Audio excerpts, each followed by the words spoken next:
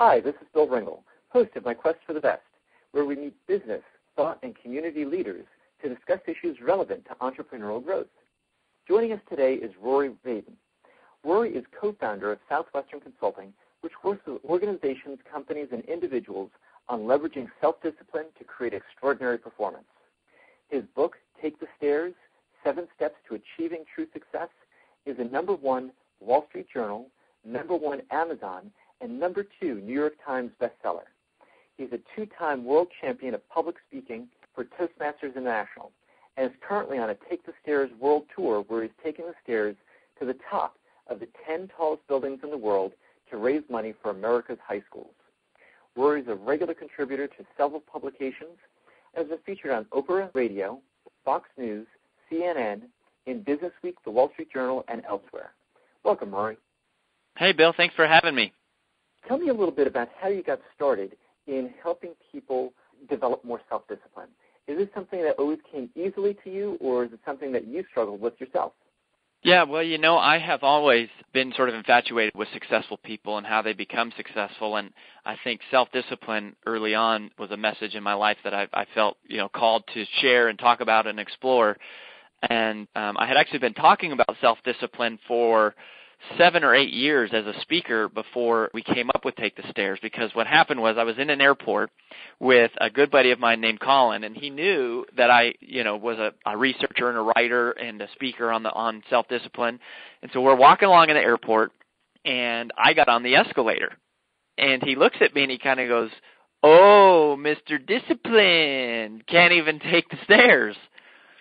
And after I smacked him, I realized the power in what he had just said, and right there it sort of hit me. Take the stairs. Wow, what a great metaphor. What a truth that life isn't about these huge, grandiose decisions, but these small, seemingly insignificant, nearly invisible choices that we make every single day between taking the escalator and taking the stairs. And so that's what we came up with, Take the Stairs, as the brand, the message, the metaphor, and for promoting kind of, the message of self-discipline. Did you start out as a speaker right away, or did you have earlier jobs which you worked in before starting your speaking business? The first time I saw a speaker, I was in middle school, and I thought, wow, that would be a really cool job to have one day, because he was funny and inspiring. And then in high school, I was on student council, and I hired a speaker to come in, and when I saw how much money they made, I was like, wow, this is the career for me. So I always kind of wanted to be a speaker from the time I was very young, and I started speaking when I was 17. But really, my professional work experience started as a freshman in college when I got recruited for a company called the Southwestern Company. And Southwestern is 155 years old, and they work with 3,000 college students every summer.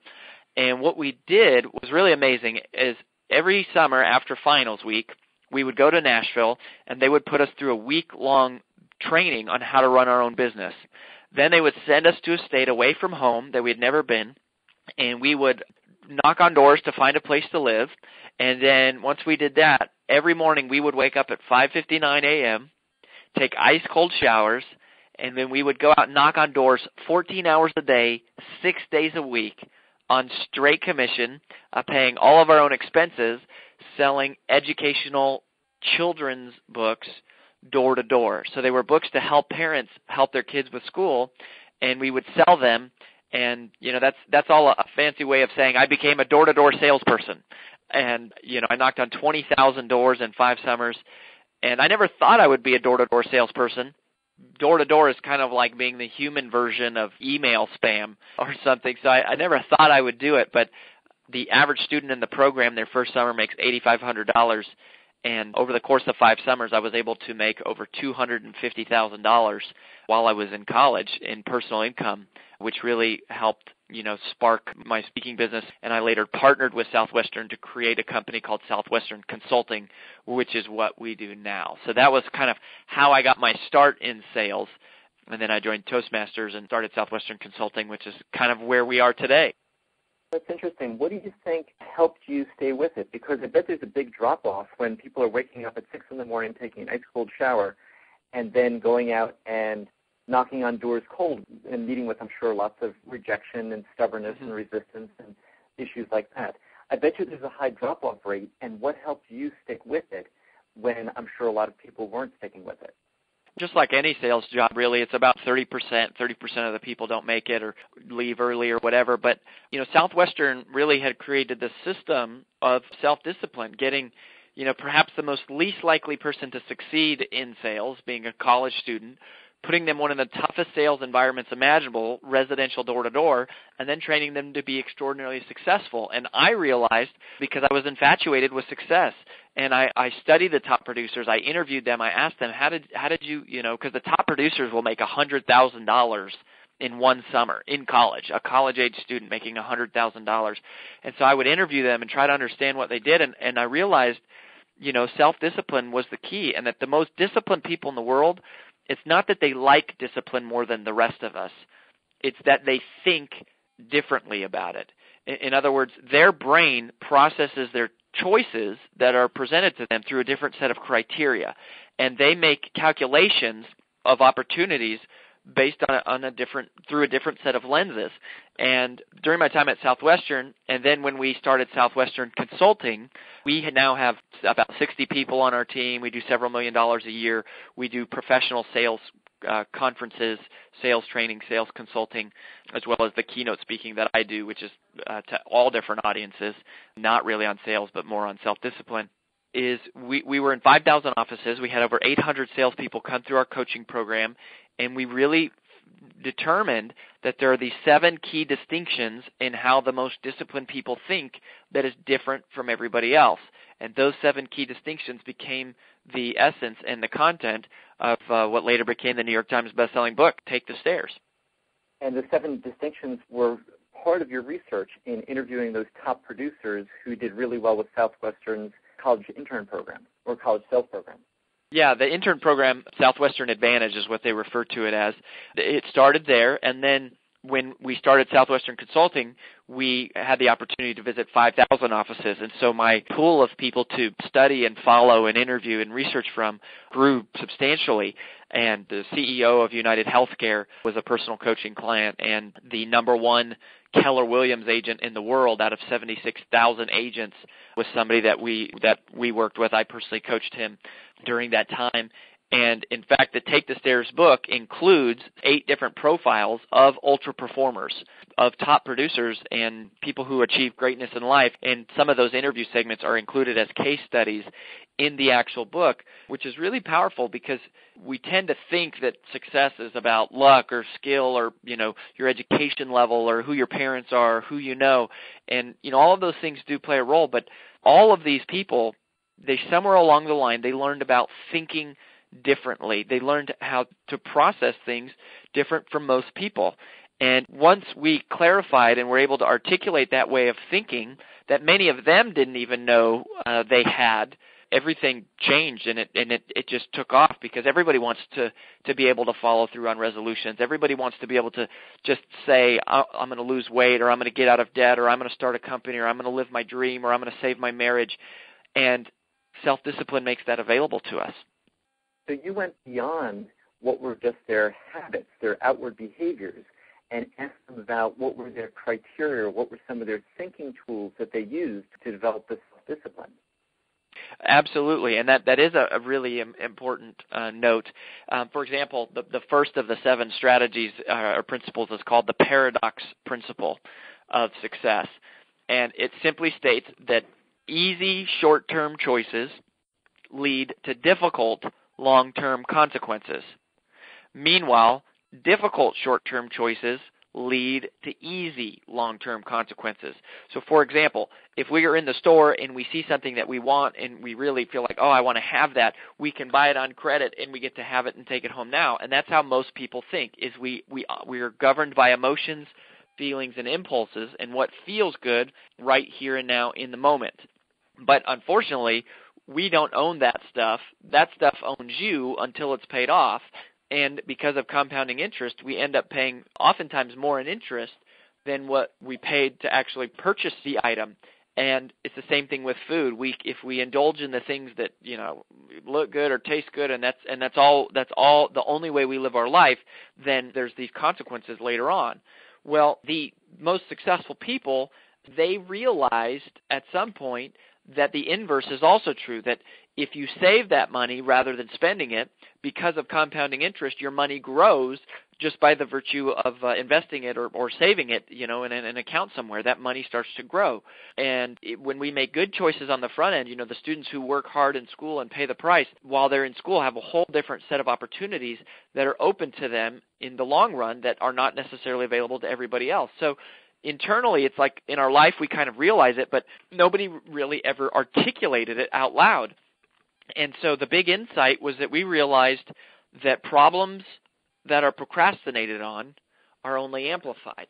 And once we come to that realization that, waiting makes it worse, it gives us a new perspective for taking action and doing things now. And that is just one of the key distinctions of the way that these successful people think that is different from everybody else. Was your experience as you did this research that you would find things that you were doing mostly like some of these successful people? Because obviously you were the top performer to earn so much in your experience with the training and then applying it out in the business world. What were one or two things that have changed in your own thinking that made you even more effective having gone through the process of interviewing these top performers and writing the book? There are two specifically that come to mind, 2 of the 7. The first one is called the harvest principle of schedule, and it relates to the one of the world's toughest challenges, which is time management. How do we use our time? And, everything, even that I had read, a lot of what's been written by people like me, quote unquote, strategists or thought leaders or experts or whatever you want to call them, they talk about balance and time balance and living a balanced life and the importance of it. And yet when I asked these ultra performers the strategy for what did they think about time, how did they actually live, what were their philosophies about how they organized their day, it was completely different. I mean, it was almost the exact opposite. And now it makes sense to me because balance is a horrible metaphor for spending time. Balance, by definition, means equal force in opposite directions. So if we were going to have a balanced life, it sort of implies that we would spend equal time on different things. So if I sleep 8 hours a day and I work 8 hours a day, then to truly be balanced, I could only do one other activity in my life, and it would have to be 8 hours every day. And obviously that's completely impractical. And, these ultra performers, they had a different mentality. And their mentality was, it doesn't matter how much time you spend on something. All that matters is the results that you create. You can create results in different areas of your life in a lot less than 8 hours every day. For example, you can be in great shape in 20 or 30 minutes every single day. You can have a great, marriage with just spending a few hours every week of dedicated time to that marriage. You can create results in your finances by just sacrificing and paying down debt and working really hard for 2 or 3 years to get out of debt. And then once you're out of debt, it's a lot easier to stay out of debt forever. Once you're in shape, it's a lot easier to maintain that level. Once you have trust and passion in your marriage, it's a lot easier to just kind of keep it going. So their strategy was imbalance. It was imbalancing their energy, their time, and their resources in one direction to create a result in one specific area of their life. And then once they created that result, it was a lot easier to maintain it. So the reason we call it the harvest principle is it's kind of like a farmer has a harvest season. And when the harvest season comes, the farmer works 18 hours a day because they have to create that result during that time. And that is much more reflective of a metaphor of how these people thought than was, a scale that is perfectly balanced. And so the big insight was realizing that balance is not equal time spread across equal activities. It's appropriate time spread across critical priorities. And so the strategy was to imbalance your life in the direction for a short period of time, which the catchphrase that we say is you learn to work double time part-time for full-time free time. Work double time part-time for full-time free time. I get it. And once you were able to crystallize this thought and this principle, what's one area that you applied this in your own life to move forward in a radical direction? it's amazing. Just realize having these insights causes action to take place because you suddenly start thinking differently. And I have actually applied this to several areas of my life. One of them was my weight, and a lot of people don't realize this, but about 6 years ago, I was 40 pounds heavier than I am right now. And rather than doing the thing where I say, hey, I'm going to work out 3 times a week and, I'm going to try to eat a little bit healthier and, maybe try to, drink a little bit more water and do that, where, it's kind of the common thing for New Year's resolution to make these incremental changes to say, well, I'm going to work out 3 times a week. I made a radical change, and I think sometimes the best way to create results in your life is to not do it gradually and incrementally, but to do it emphatically. So I immediately stopped eating fast food. I stopped drinking all carbonated beverages. I stopped drinking alcohol completely. And I said, I'm going to work out every single day. I'm going to go running was the thing that I didn't want to do. And so I was like, well, that's what I'm going to focus on. And I'm going to run every single day. And I said, I'm going to make these sacrifices in my life, not necessarily forever, but I'm going to do them radically until I create the result that I want. And then after that, I'll reevaluate what I want to add back. And so I did. I ran, and I remember the first day I ran for 3 minutes. That was the most I could run was for 3 minutes.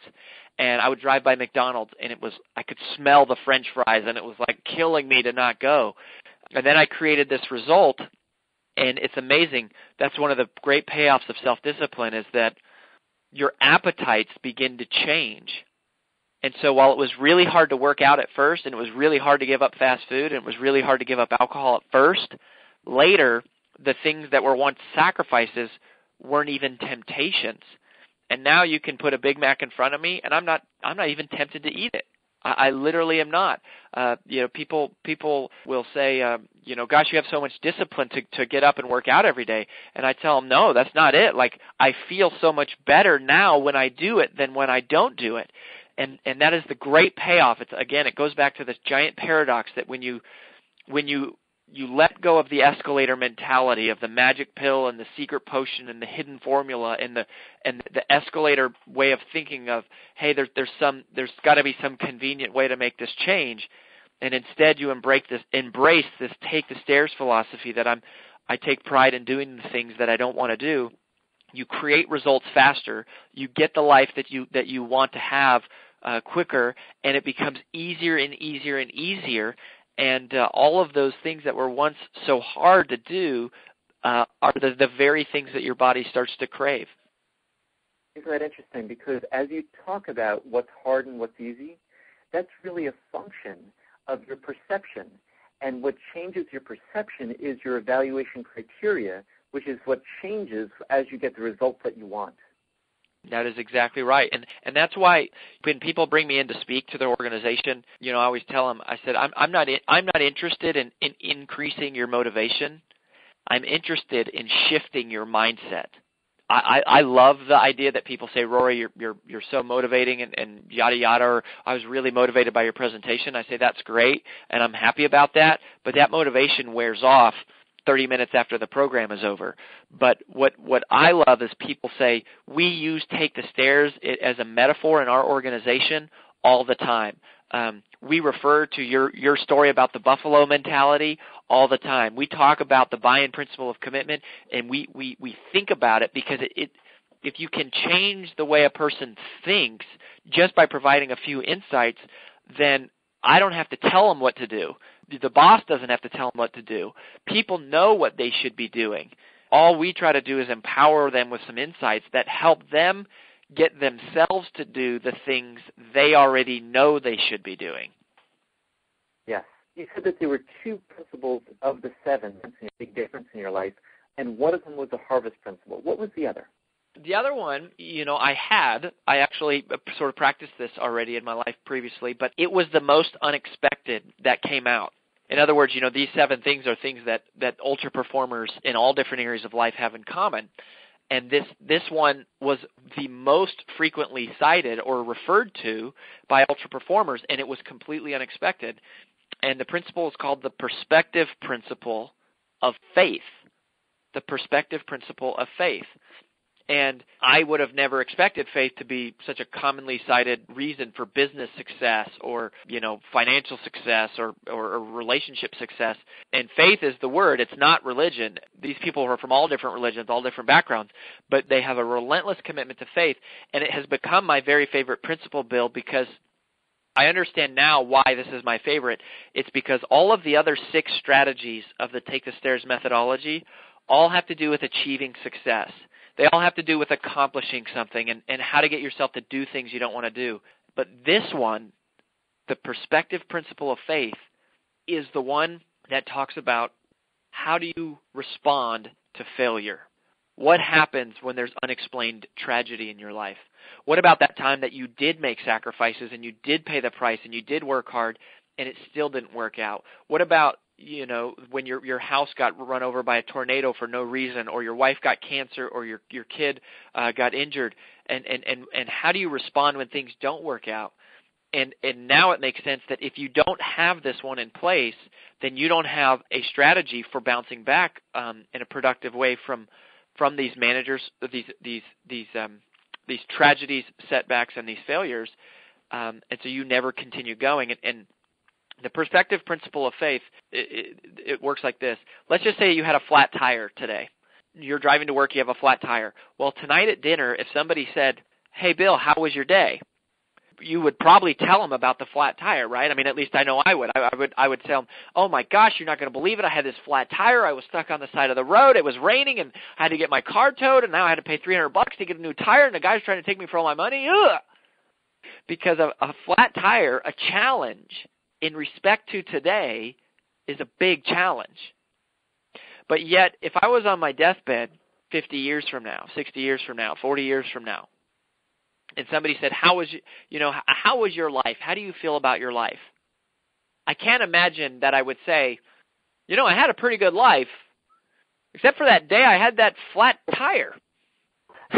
You would never say that. You wouldn't even think about the flat tire. The flat tire would be gone from your memory. It wouldn't even be on your radar. And that's because a challenge in respect to our lifespan is a small problem. And then I realized that a challenge in respect to eternity is no problem. I mean, what horrible thing could happen to me today that really thousands of years would affect the whole world? Or inversely, what success could I have today that really would matter that much over the course of human history? There's very, very few things. And so a challenge in respect to today is a big problem, but a challenge in respect to forever, or to my lifespan is a small problem, and a challenge in respect to forever is no problem. So our ability to have peace has nothing to do with money. Our ability to have peace has nothing to do with success. Our ability to have peace in the face of failures, setbacks, and tragedies is directly proportionate to the term of our perspective. And so by elongating our perspective, it puts both our successes and our failures, it reduces them to their appropriate size. And that gives me a place that I can stand on moving forward, knowing that, look, if something didn't work out the way that I planned, it must be because it's part of a bigger, there's a bigger plan here in place that I don't see. And less the ability to see the entire future, I'm not entitled to evaluate the reasons why bad things happen today. Maybe that flat tire saves me from getting in a car accident 10 minutes down the road. You never know. I like how you make the contrast between 6 of the principles being outward and this one being so important, being an inward principle. How often do you think about this in your day-to-day life, this principle perspective, or is it something that you kind of reach into your toolkit for when there's an unexpected setback? I personally do make an intentional effort to be connected to my faith every single day. When I wake up, I read the Bible. That's something that I do. It's another habit. If you look at external habits of top producers and ultra-performing people, they seem to be connected spiritually.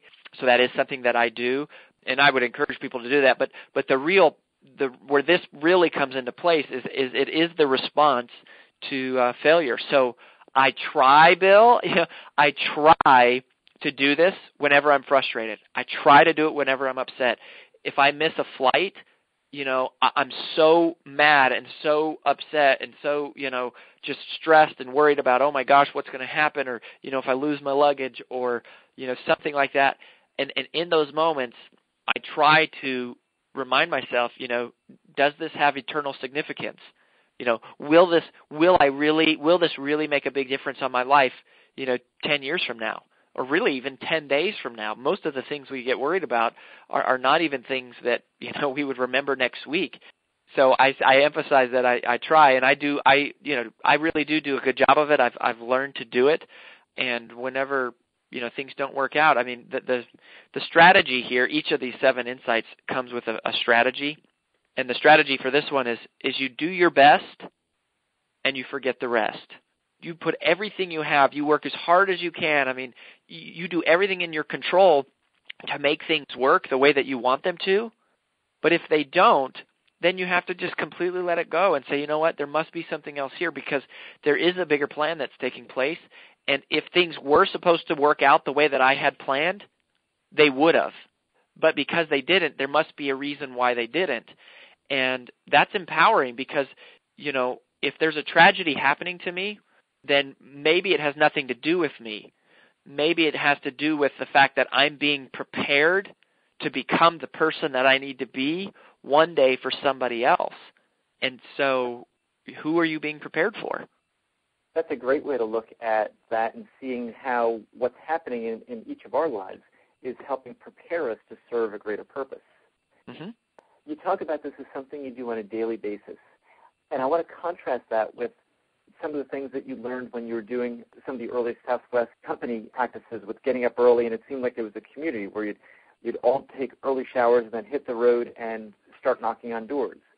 What are 2 or 3 other things that you do on a regular basis to help you stay focused and productive? When you talk about the outward activities, there are several different things. If I look at one day as a microcosm of an example, the very first thing when the alarm goes off, the very first thought in my head, I'm very intentional about controlling it, because if I'm not consciously choosing a good attitude, I've noticed that I'm almost always unconsciously choosing a negative one. So rather than going, oh my gosh, I'm so tired and I just need 5 more minutes and, turn off the snooze button, I wake up every day and the first thing I do is I consciously think about all of the things I'm thankful for. Every day I thank God for my wife, my family, our business, the opportunity to do what I do, and that's how I start every day. I do positive reading every single morning. I have a list of affirmations that I read. I'm not a big, stand on my chair and yell out loud in front of the mirror kind of a guy, but I do have a list of things about the person I want to become, and it takes me 30 seconds. It's just on one piece of paper. And, then at night, I try to surprise my wife with something every day, something, just a surprise, a little surprise. And then at night, I go to bed, and the last thing I think about is, as much as possible with my eyes closed, I try to picture exactly what I want my life to look like in the future. So those I do things on a daily basis. On a weekly basis, I think it's really huge to have a date night with your spouse on a Monday, Tuesday, Wednesday, or Thursday night, that you are actually spending 3 or 4 hours of dedicated one-on-one time with your spouse, where you get a babysitter, you get grandma to come over and watch the kids, you do whatever it takes, but one night a week where you invest fully into your marriage, because it's so easy to let, the kids and the busyness of life take over, and a marriage becomes a backseat, and everything can fall apart if that falls apart. And then the other thing, which is a habit I learned from ultra performers, particularly in the area of wealth, is every Sunday night I sit down and I know my exact account balances for every single account that I have. And I've noticed that becoming wealthy has less to do with making a lot of money and more to do with just making the most of the money that you have. And just knowing your account balances every week forces so many good things to take place. It forces you to plan. And so those are some of the things that I do on a regular basis, and then church. I go to church every Sunday. Well, Rory, you've shared so many great strategies and ideas with us, taking us through some of the arc of your life and experience, from early jobs in college, some of the disciplines you learned, and then how that ignited your own curiosity and passion to go out and research 5,000 leaders and top performers to find out what they were doing and boil those down into 7 key distinctions in your book. You shared with us a couple of those principles today about balance being terrible and how that relates to the hardest principles of time management, where you really need to focus intensely in a particular direction in order to get the results that you want.